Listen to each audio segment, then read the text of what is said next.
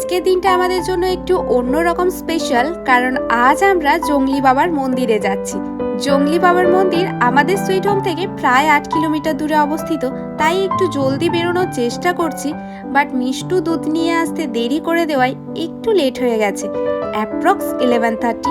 No problem, আমরা সময় মতো পৌঁছে যাব। নমস্কার বন্ধুরা, কেমন আছেন সবাই?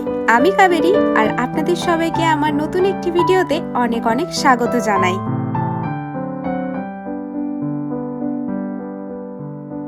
তো বাড়ির মন্দিরে সুন্দর করে পুজো সেরে নিয়ে আর মন্দিরের জন্য সকল জিনিসপত্রকে এই যে ব্যাগবন্দি করে নিয়ে আমরা এখন দুজনে চললাম মন্দিরের উদ্দেশ্যে। জংলি বাবার মন্দির, ভোলেনাথজি ঘন জঙ্গলের মধ্যে বিরাজমান বলেই এই মন্দিরের নাম এই রকম। আর মন্দিরে যাবার রাস্তাটা কিন্তু আলাদাই লেভেলের সুন্দর।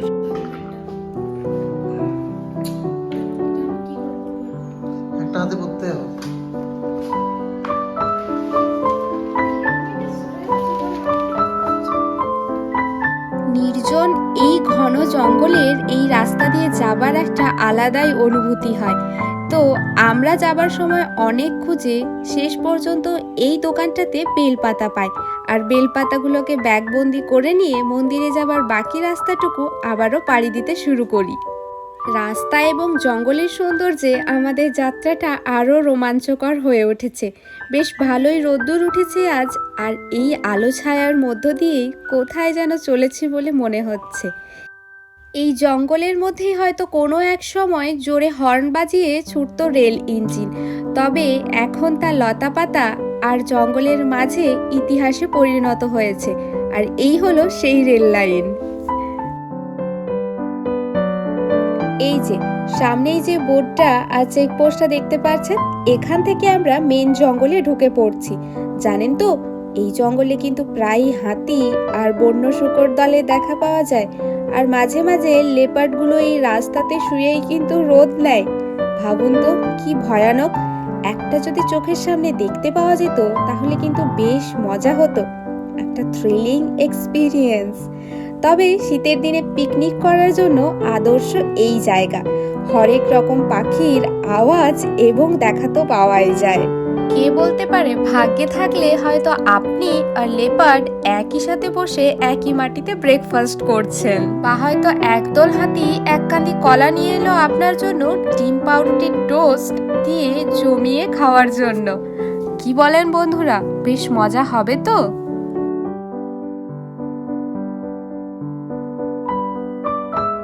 অনেকক্ষণ থেকেই অনেকটা রাস্তা পাড়ি দিয়ে আর আপনাদের সাথে বকবক করতে করতে অপেক্ষার অবসান হলো, আর আমরা পৌঁছে গেছি বাবার মন্দিরে।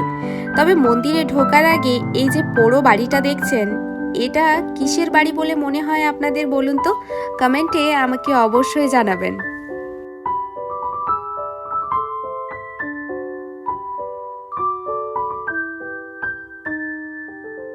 শ্রী শ্রী 108 জংলি বাবা ভোলেনাথ মন্দির।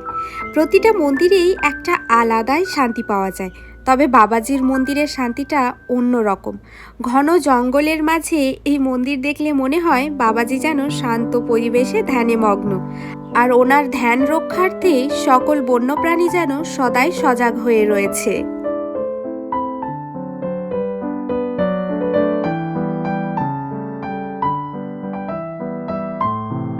দিনটা ছিল সোমবার, বাবাজির দিন, তাই মন্দিরে ভক্তদের সমাগম একটু বেশিই ছিল অন্যদের তুলনায়। জানেন তো, প্রায় 1 বছর পর আমরা এই মন্দিরে আসার সুযোগ পেলাম। বাবাজি না ডাকলে হয়তো তার কাছে আসার সুযোগ আমরা পেতেই পারি না, এই কথাটা আমি মনে প্রাণে বিশ্বাস করি।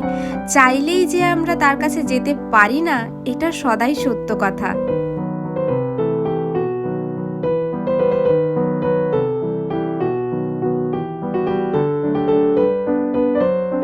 জনকোলাহল থেকে মুক্ত নির্জন পরিবেশ আর পাখির ডাক এই মন্দিরের বাইরের যে ভাইবসটা, সেটাকেও কিন্তু সবসময় ফ্রেশ রাখে। তো পুজো হয়ে যাবার পর আমি সব কিছু গুছিয়ে এই যে নন্দীজির মন্দিরের সামনে বসে খানিকক্ষণ জিরিয়ে নিলাম। এই মন্দিরটা ভোলেনাথজির মন্দির হলেও এই মন্দির প্রাঙ্গণে কিন্তু আরো অন্যান্য দেবদেবীর মন্দির রয়েছে, সেগুলোও আমরা পুজো সেরে নেওয়ার পর খানিকক্ষণ ঘুরে দেখলাম। এখন পালা বাড়ি ফেরার।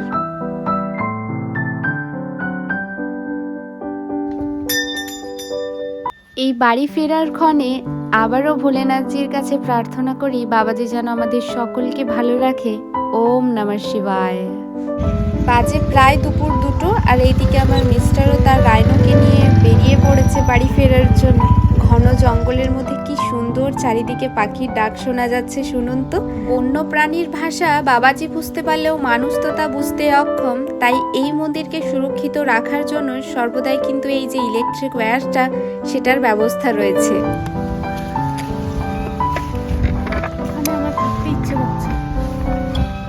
তাবু নিয়ে আসি, তাহলে তাবু খাঁচি দিচ্ছে। তো আমার মনে সুপ্ত বাসনাকে হেলমেটের বেল্টে বেঁধে নিয়ে রাইনোর পিঠে উঠে বসলাম, আর রাইনো চলতে শুরু করলো। আজকের এই সুন্দর দিনটা আরও সুন্দর হয়ে উঠেছিল এই সুন্দর প্রকৃতি, ঘন জঙ্গল, আর আমাদের পরম পাওয়া জঙ্গলি বাবার সাথে দেখা হওয়া। তো আমাদের তো এই দিনটা খুব সুন্দর কেটেছে। আপনাদের ভিডিওটা কেমন লাগলো সেটা অবশ্যই জানাবেন। এই যে জঙ্গলের মধ্যে দেখুন কাঠুরিয়ার দল কাঠ নিয়ে বাড়ি ফিরে চলেছে। ভিডিওটা ভালো লাগলে অবশ্যই লাইক, শেয়ার অ্যান্ড চ্যানেলে নতুন হলে সাবস্ক্রাইব করে যাবেন। ফেসবুক পেজ থেকে দেখলে পেজটিকে ফলো করে অবশ্যই আমাদের পাশে থাকবেন। দেখা হচ্ছে নতুন একটি ভিডিওতে, ততক্ষণের জন্য সবাই ভালো থাকবেন। টাটা।